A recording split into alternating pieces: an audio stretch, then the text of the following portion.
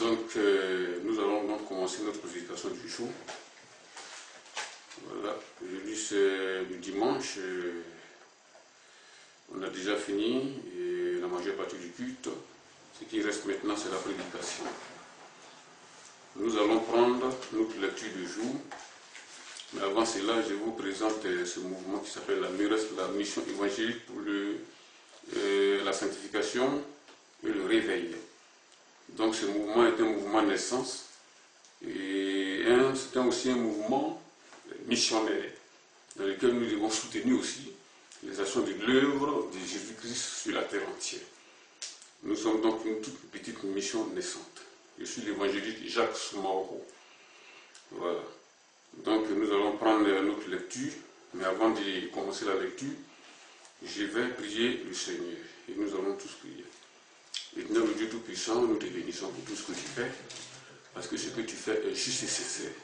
Nous te remettons donc puissante et puissante main afin de tout guider ce matin, de tout prendre en charge afin que ton puissant nom soit élevé. Je te remets, Éternel Dieu Tout-Puissant, ton serviteur que je suis en ta puissante main afin de nous guider. Parce que nous savons que Seigneur, personne ne peut prendre ta parole, Éternel Dieu, et la faire Seigneur de son propre chef. C'est toi qui donnes, Éternel Dieu, tout chose en chacun de nous afin que nous puissions faire ton œuvre comme il faut. C'est cela que je me remets en ta puissante main afin de me guider, de me diriger et de me donner, Éternel Dieu, les paroles qu'il faut. Parce que c'est pas moi qui vais prendre la parole, c'est toi plutôt qui vas prendre par ton esprit la parole et tu nous enseignes. Merci pour ta grâce, pour tout ce que tu fais, car la gloire et l'écoute n'appartiennent qu'à toi seul. Merci pour ta grâce, pour tout ce que tu fais. Dans le nom de Jésus, nous avons prié. Amen. Amen. Nous allons prendre donc la lecture aujourd'hui dans Luc 16, verset 19. Luc 16, verset 19.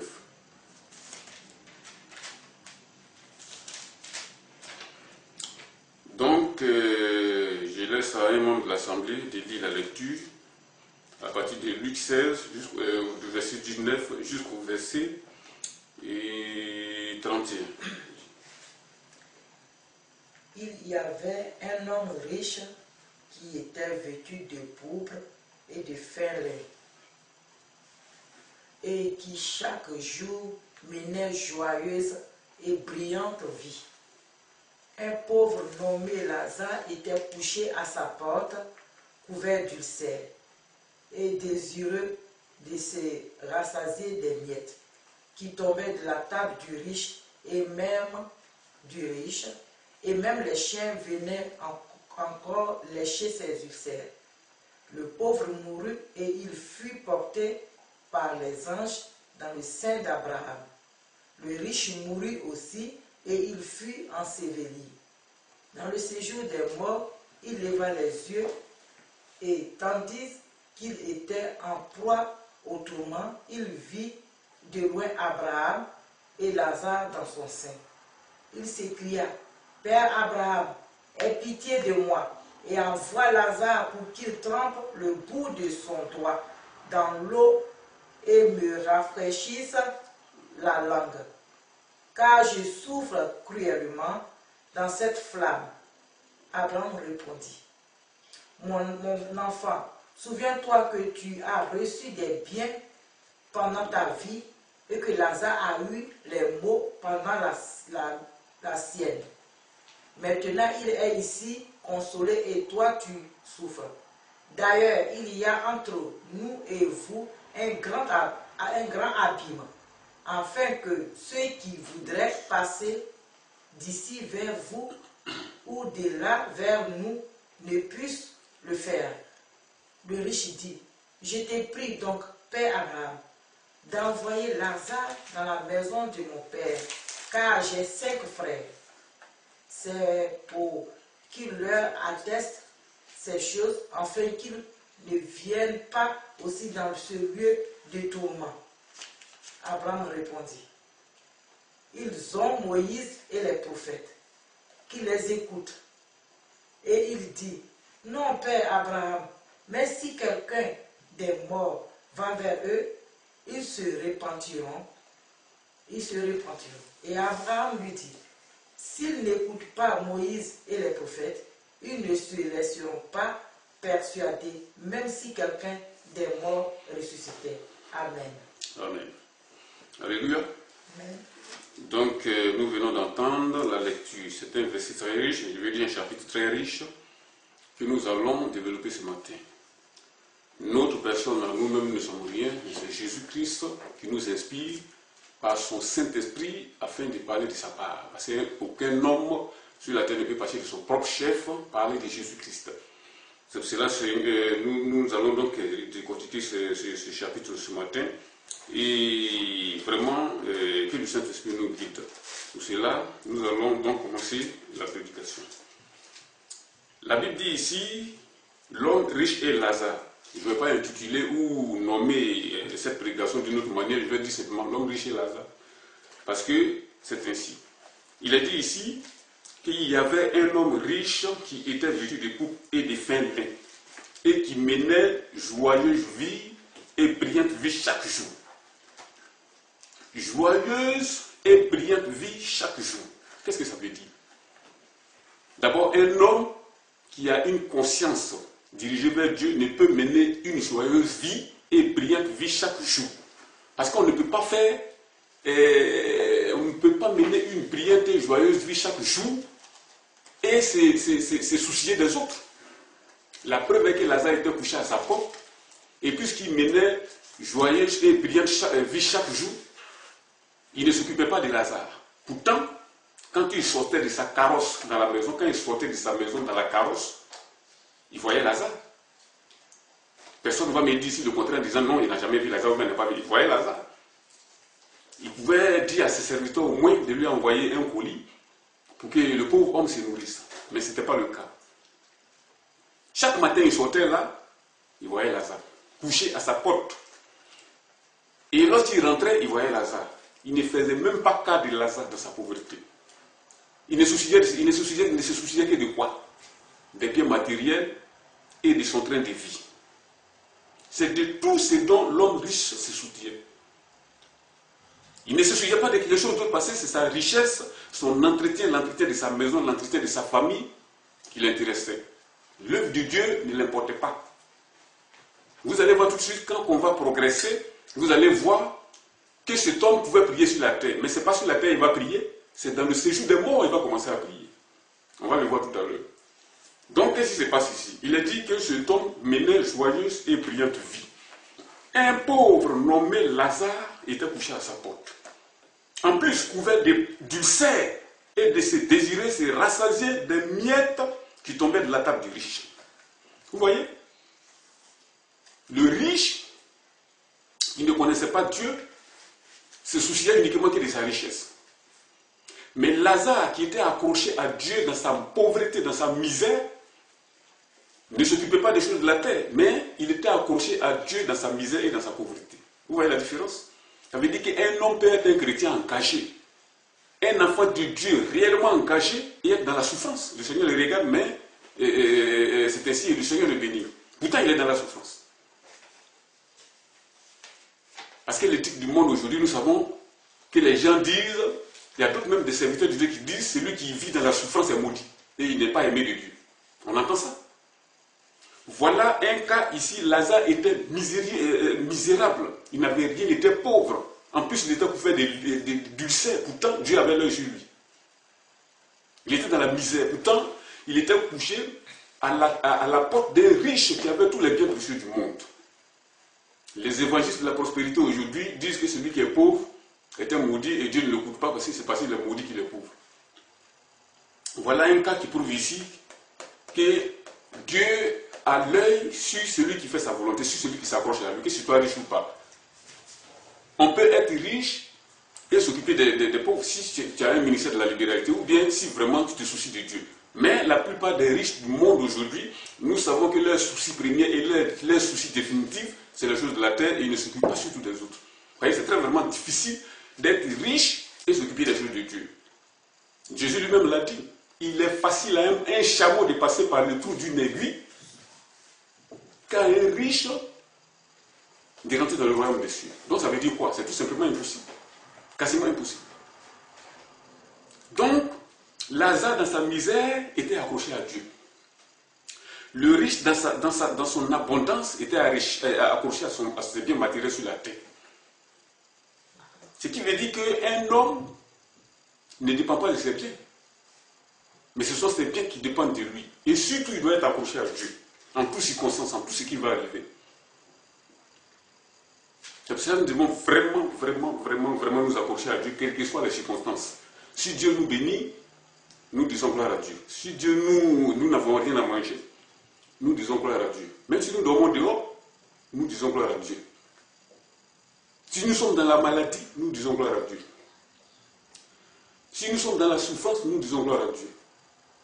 Quel que soit dans l'état dans lequel nous sommes, nous disons gloire à Dieu. Parce que Dieu a l'œil sur nous. Il peut nous faire passer par ces choses pour savoir si nous l'aimons réellement.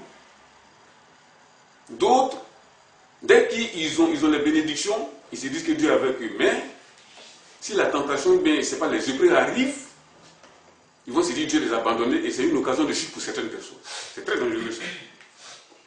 C'est cela que nous devons être attachés au Seigneur dans toutes les circonstances, dans tous les domaines de nos vies, quelles que soient les circonstances. Que nous soyons bénis, restons attachés à Dieu. Que nous soyons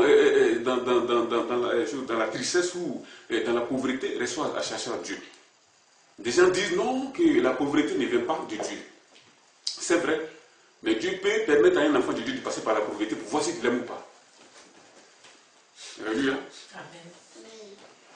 Nous allons progresser donc dans notre passage. On a fini avec le riche et le pauvre, où Lazare était et couché à la porte du riche et tout.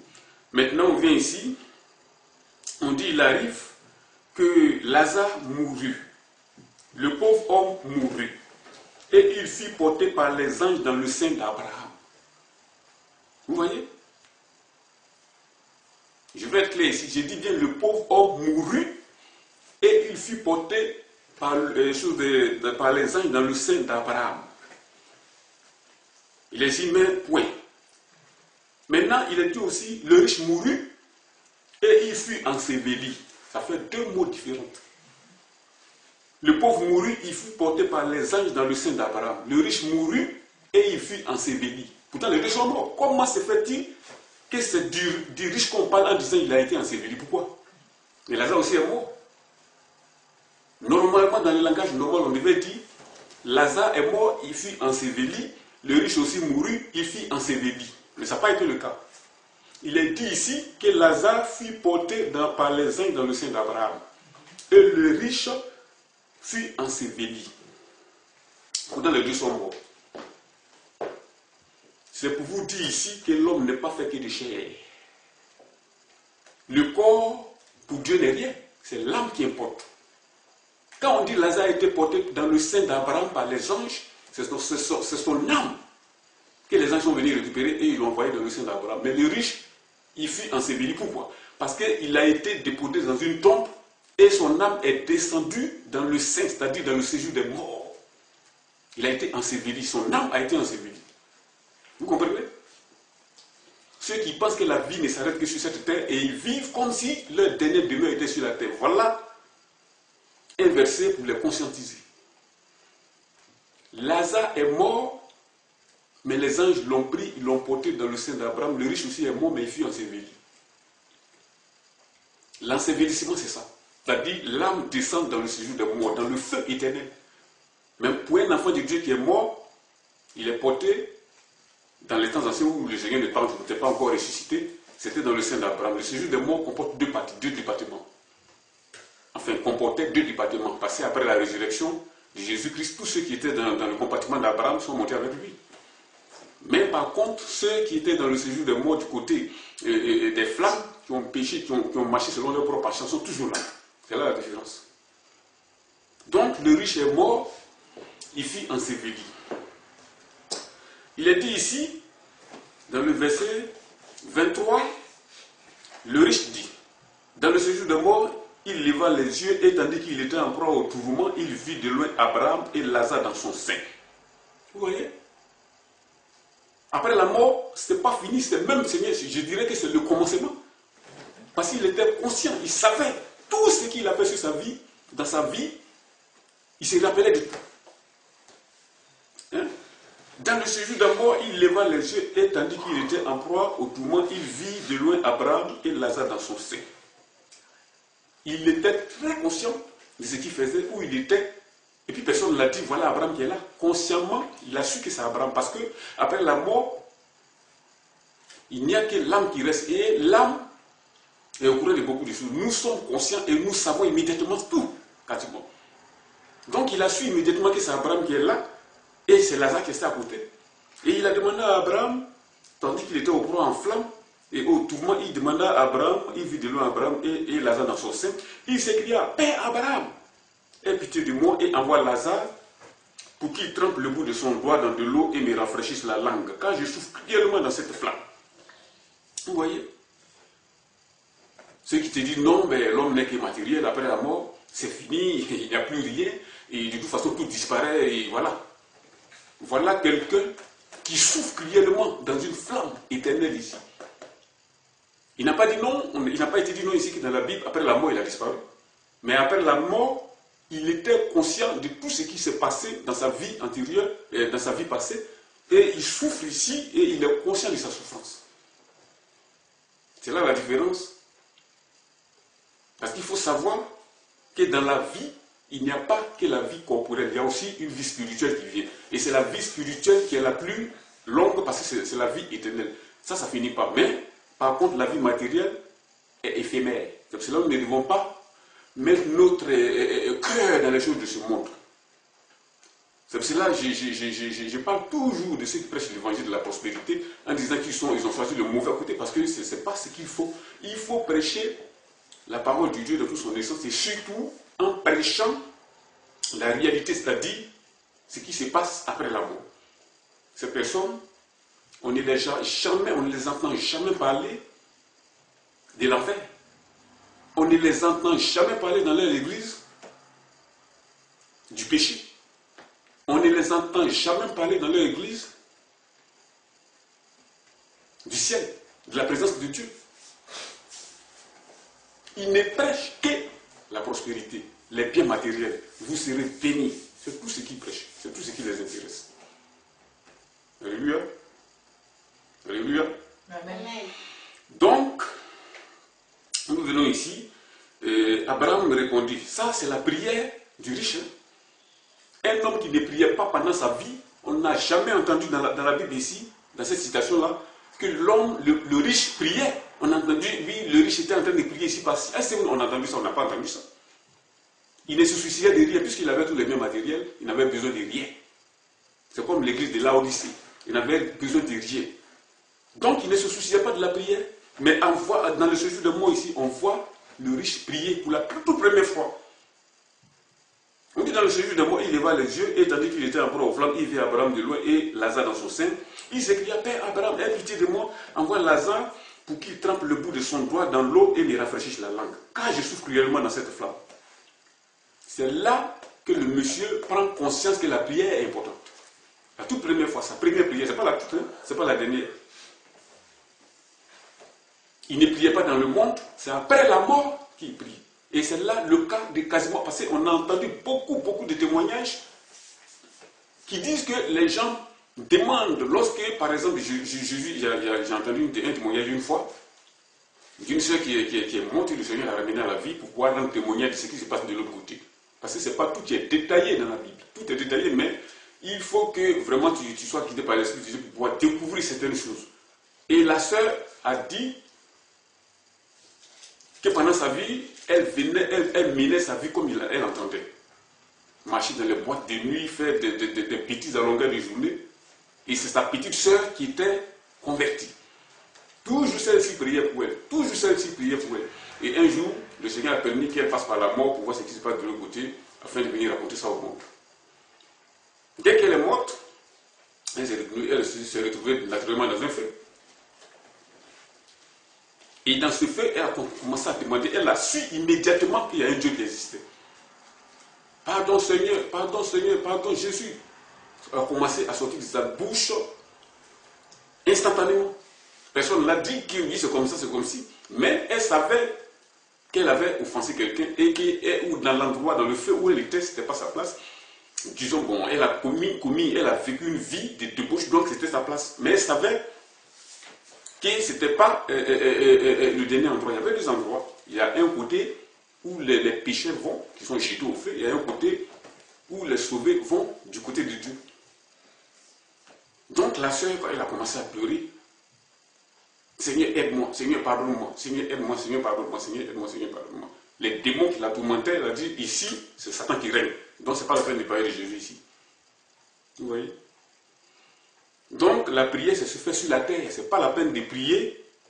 Hein? La prière se fait sur la terre. La prière, ça n'a pas d'importance dans les choses, dans le sujet de mort. Parce qu'une fois traversé la frontière, c'est fini. Sans la grâce de Dieu, c'est fini. Dieu peut permettre à quelques rares personnes de ressusciter après la mort pour venir en témoignage. Ça s'est fait.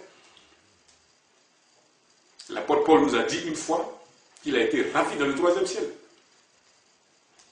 Beaucoup de témoignages prouvent ainsi ces choses.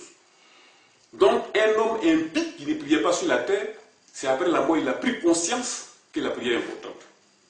Et vous allez voir la réponse d'Abraham ici. Abraham répondit, mon enfant, souviens-toi que tu as reçu tes biens pendant la vie et que Lazare a eu les maux pendant la sienne. Maintenant, il est ici consolé et toi, tu souffres. Vous voyez? Qu'est-ce qu'Abraham voulait dire au riche ici? Abraham voulait lui dire qu'ici, il n'y a pas de prière. Une fois mort, c'est fini. La Bible même le dit. Après la mort, il n'y a plus d'espoir. Il n'y a plus rien à faire. C'est sur la terre qu'on se répand. La repentance, c'est sur la terre. Pour ceux qui m'écoutent, ils doivent savoir que la vie ne les appartient pas. Leur vie ne les appartient pas. Il y a quelqu'un qui tient le souffle. Si cette personne décide d'enlever ce souffle aujourd'hui, ils sont morts. Et si tu n'as pas Jésus, tu vas. Si tu as vécu selon des démons sur la terre, ben tu vas en enfer. Mais si tu as vécu selon Dieu, tu vas à la présence de Dieu. Croyez-moi, je vais vous dire quelque chose de plus important. Un homme qui a vécu sur la terre sans Dieu est le plus malheureux des hommes. Le plus malheureux des hommes. Parce qu'une fois tu meurs et que tu perds la présence de Dieu, c'est définitif et irrévocable. Il n'y a plus de possibilité de retour en arrière. Vous voyez? Il n'y a pas de possibilité de retour en arrière. Tu es perdu pour l'éternité. Dieu, tu n'as plus sa présence. Et si tu n'as plus la présence de Dieu, où tu es? Tu es du côté des démons parce que tu as vécu selon des démons sur la terre. Et ils vont te massacrer, te torturer tout le long de l'existence. C'est comme ça. Dieu lui récompense ses fidèles, mais le diable lui massacre. Il te coupe en morceaux, il pille et brûle même tous ses serviteurs. Lui, il ne connaît pas la récompense, c'est Dieu qui récompense. Alléluia. Amen. Donc ici, nous continuons nos tests. Et Abraham, donc, je reviens à Abraham dans le verset 25, je dis, Abraham me répondit, mon enfant, souviens-toi que tu as reçu tes biens pendant ta vie et que Lazare a eu des maux pendant la sienne, maintenant il est ici consolé, et toi tu souffres. Abraham ajouta, d'ailleurs, il y a entre nous et vous un grand abîme afin que ceux qui voudraient passer ici vers vous ne le puissent. Ou de là vers nous ne puissent pas le faire. Le riche lui dit, une deuxième prière encore, écoutez bien. Le riche lui dit, je te prie donc, Père Abraham, d'envoyer Lazare dans la maison de mon père, car j'ai 5 frères là-bas. C'est pour qu'il a fait ces choses, afin qu'ils ne viennent pas aussi dans ce lieu de tourment. Vous voyez? Tellement l'endroit où il vit maintenant est tellement douloureux, tellement cruel, le feu, le bruit, la soif en plus. Même à ses frères, il ne veut pas que ses frères arrivent là. Ça, c'est la deuxième prière du riche. Lui, il est perdu, il le sait. Mais comme l'endroit est vraiment terrible, il ne veut pas que ses proches même arrivent là. Il avait une femme, il avait peut-être des enfants. Mais pourquoi il ne parle pas de ses enfants ou de sa femme? Ça veut dire que le lien du sang est tellement fort que c'est immédiatement de cela dont il s'est souvenu. Alléluia. Amen. Donc Abraham l'a répondu. Dans le verset 29. Abraham lui répondit, ils ont Moïse et les prophètes qui les écoutent. Maintenant, le riche répond encore par une troisième prière. Et il dit, non, Père Abraham, mais si quelqu'un de mort va vers eux, ils se repentiront. Abraham lui répondit tout simplement, s'ils ne coupent pas Moïse et les prophètes, ils ne se laisseront pas persuader, même si quelqu'un vient de mort. Vous voyez la fatalité. Abraham répondit, je le répète. Et Abraham lui dit, s'ils ne coupent pas Moïse et les prophètes, ils ne se laisseront pas persuader, même si quelqu'un vient de mort, même si quelqu'un ressuscite. C'est une fatalité. C'est-à-dire, pour lui, il n'y a plus d'espoir. Même si quelqu'un vient des morts, vient parler tout de suite, parce que nous avons vu des témoignages, Dieu a permis effectivement des gens de venir des morts, pour venir parler, témoigner aux gens, mais lorsque tu parles de ces témoignages-là, même à des chrétiens convertis, ils refusent d'écouter les témoignages. En disant non, mais ça, il ne faut pas écouter tout ce qui est sur Internet, il ne faut pas donner foi à toute chose, mais ce sont des témoignages.